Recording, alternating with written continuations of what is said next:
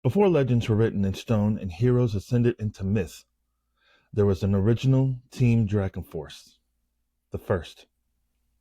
In the heart of Avian, beneath storm-lit skies, an ancient legacy breathes. Their victories are immortalized in the towering statues of the Dragon King and his warriors. But what story does Silver City itself still whisper? Today, we learn about the Silver City, the Festival of Dragons, and Team Dragon Force here on Free Your Mind.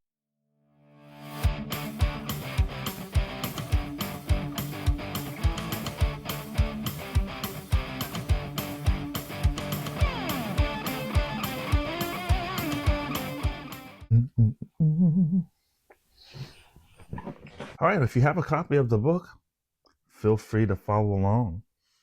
We're going to start on page 11.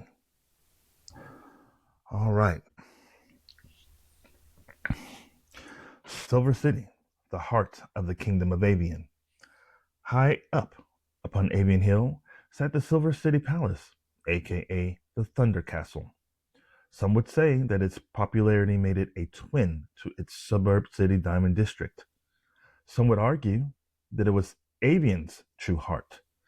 It was thanks to Diamond District that most of Avian's major cities were bustling utopian techno-metropolitan types.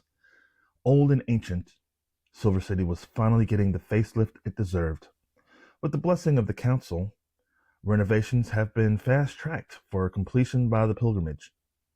Avian had always been at the pinnacle of technological renaissance. Diamond District, the heart of most of Avian's technology, had benefited all six kingdoms. Of course, some more than others, but over all this, Enosh's true nature, magic, had stayed dominant. Silver City's modern building rooftops and skyscrapers stayed covered in clouds. No one can explain why that is or if it has always been that way. Anyone lucky enough to ascend that high would be in awe. It was a whole other world up there, a dragon world. The random crackling of lightning accompanying the roars of these thundering beasts were commonplace. Welcome to Silver City. Welcome to Avian. Within the capital of Avian began the first of 6 celebrations. Down a ways, below the majestic Silver Palace, sat the Silver Pavilion, a place of community. There, a mixed crowd from all 6 kingdoms had gathered to celebrate Avian's Freedom Festival. Screaming, shouting, and cheering at the tops of their lungs, eager to meet and greet Team Dragon Force. The colorful heroes waved to the people below as they hovered above the merchant-thick pavilion square. There, overlooking it all, stood an ivory statue of Donovan, the Dragon King. Standing over 300 feet tall, this beautifully crafted statue was the center of 6 others. With his hand resting upon the handle of his mighty sword Sojol, he had been a beacon and a symbol of freedom to all Enosians. Wrapped around his body was the mighty white dragon. This represented the spiritual bond they truly shared. Thanks to Queen Ariana's late husband, King Alwyn Aberforth, every kingdom had the same setup. The statuesque beacon of the Dragon King and White Dragon, accompanied by his Team Dragon Force. These 6 statues that surrounded the Dragon King were his chosen defenders of Enosh. They were his original Dragon Force. The first. After one final battle, the first had chosen to retire their position. Their successors, the new Team Dragon Force, were now lovingly nicknamed the Six. Some Enosians would even travel all over 6 kingdoms just to get a glimpse of these new gods. Cheers of adulation echoed across the square. The 6 glided toward their destination in unison, their capes billowing gracefully behind them. Prince Casey sat with his father and mother on the pavilion, awaiting their descent. As they began to land, Casey dutifully smiled and headed toward them. Nice entrance, he smirked, greeting them one at a time with a firm handshake. The prince went a step further, embracing them warmly. None, not one, refused him, as each one felt the same love toward him. Casey released the silvery obsidian-colored one hesitantly. He realized he had taken too long of a moment with him, promptly turning and heading toward the podium. He gestured toward the bronzed one for them to follow. Casey had to hurry and kick off these festivities. He could see the crowd was more than ready, as was he. Matter of fact, some were even getting a bit antsy. As the prince took his place at the podium, their roars began to taper off. Avian was excited to hear what their youngest prince had to say. Today, we begin our celebration of survival and endurance, Casey began, causing another outburst of cheers that erupted across the square. Of course it's him, Casey thought to himself, watching as the blue demigod put on a show. Komodo's gyrating movements were the culprit. He's worse than my brother. The blue hero had an added flair to his motions. Globules of water orbited the glowing god, floating and circling around his pumping waist. The long, golden-haired leader just nudged his best friend to stop. The other four couldn't help but giggle as Komodo's antics were brought to an end. Save it for later, stud, T-Bolt whispered. Casey scoffed as a tuft of T-Bolt's well-laid hair grazed his bronzed cheek. Unbeknownst to the gold one, women in the very front row were going insane. Some even tried to climb the platform, but even security was well in place. Leo snickered at the irony, knowing he was the one who usually caused a scene. Casey's voice got their attention as he continued with his introduction to them. For one full cycle, we will give honor and thanks to the heavens. We celebrate the hierarchy of the Dragon King and his companion, the White Dragon, and their victory over the demon overlord Zula and the family. Today, we honor not just our High King, Donovan, but the legacy he left behind. Team Dragon Force.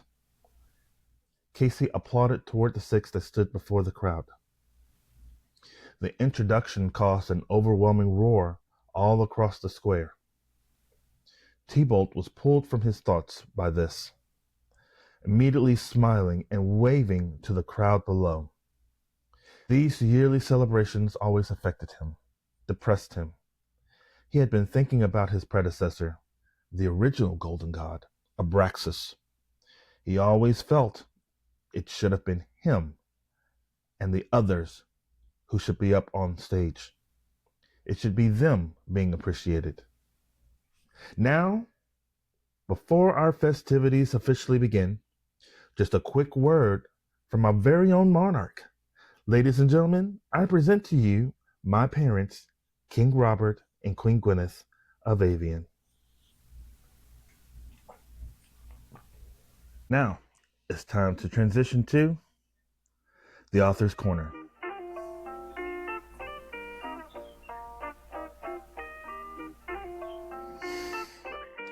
First subject, the Silver City. Mystique of the skyscrapers. All right, Silver City's rooftops remain covered in clouds. Okay.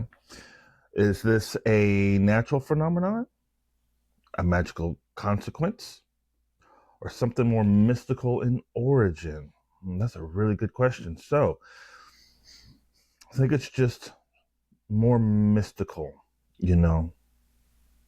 It's how they are, you know. Gives them a little flair. It's great stuff. Thunder and dragons. The lightning crackles in response to the dragon's roars. Does this connection hold historical meaning, or is it purely instinctual? You know, a lot of the elements are very nature based, so I would assume that they are as well. Assume, that's funny, since I'm the creator. Uh, but yeah, absolutely.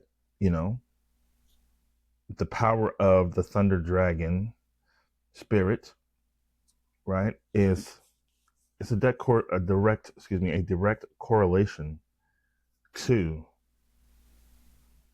the actual living physical beast that lives in the clouds. All right. Okay. Next subject: the Festival of Dragons. Let's have a little coffee here.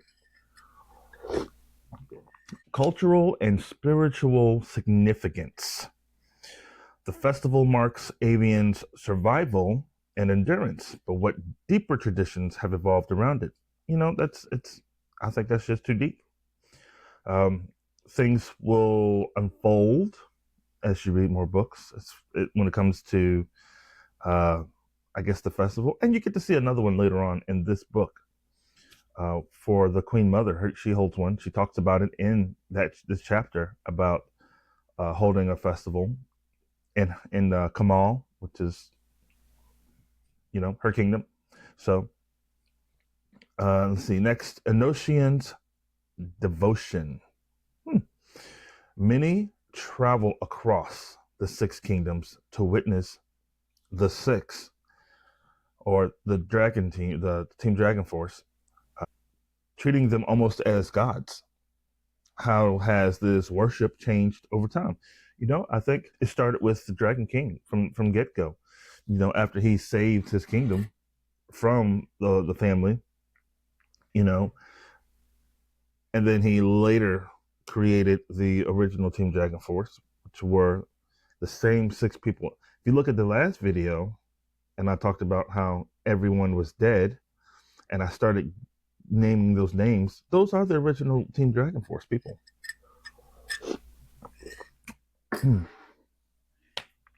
All right. Next subject, Team Dragon Force, the first. Hey, we were just talking about them. All right, the legacy of the first. Their statues stand as symbols of freedom. What qualities distinguished the first from their successors? Ooh, that's a really good one. So, personalities more so than anything else of the individual. That's a standout thing.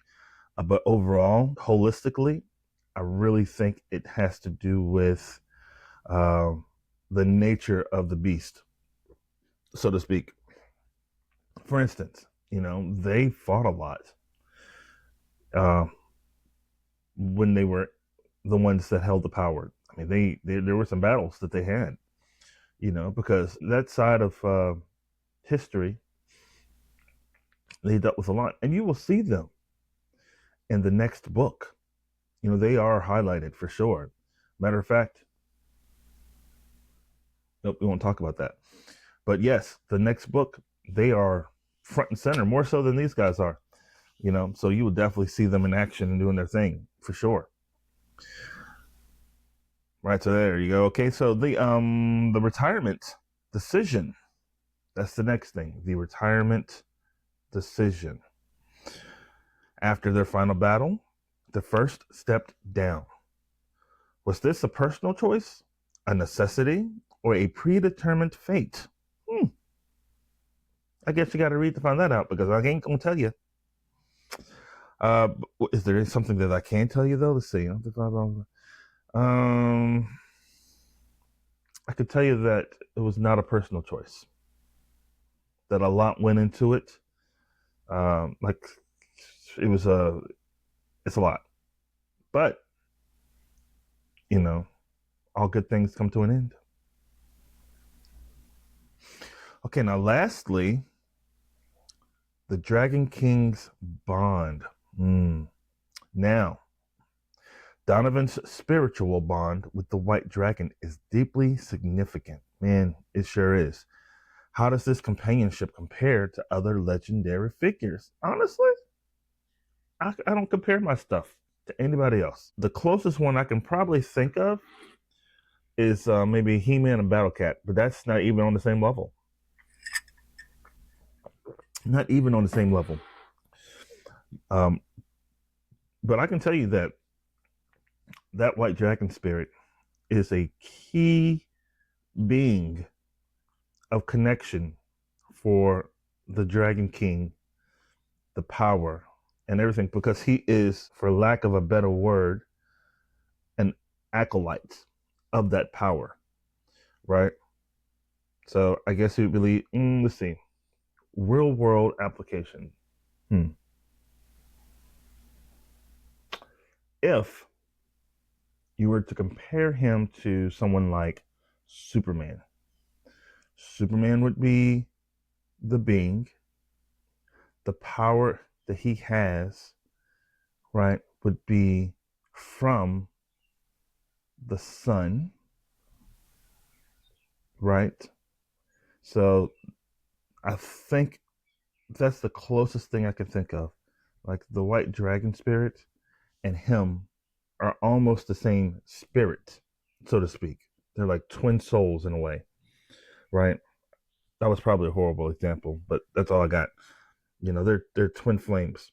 So they really you can't have one without the other, but the other is in spirit form, so you really don't see that one, but he does. You know, it's there with him. So, what is that character's name? In DC, he's the. It's like the kid and the professor, and then they bond, and they make the character who has like the flame thing on top and can transform things and change atoms and stuff. He's a pretty cool guy. But that's kind of similar, where they have that kind of like dual bondship where they're like linked together, right? And then the source, honestly, the source is like the orb, the orb that Zula was after originally. That's really their power source, the same power source that funnels Enosh. In general, that's the lifeblood of this realm. So, it's tapped into everything. But that's their significance to each other. Anyways, all right. Well, that's it. You know, like and subscribe so you can stay tuned to the next episode, which is going to be a good one. All right, that's all for now. I'm your host, Quentin, and this has been Free Your Mind.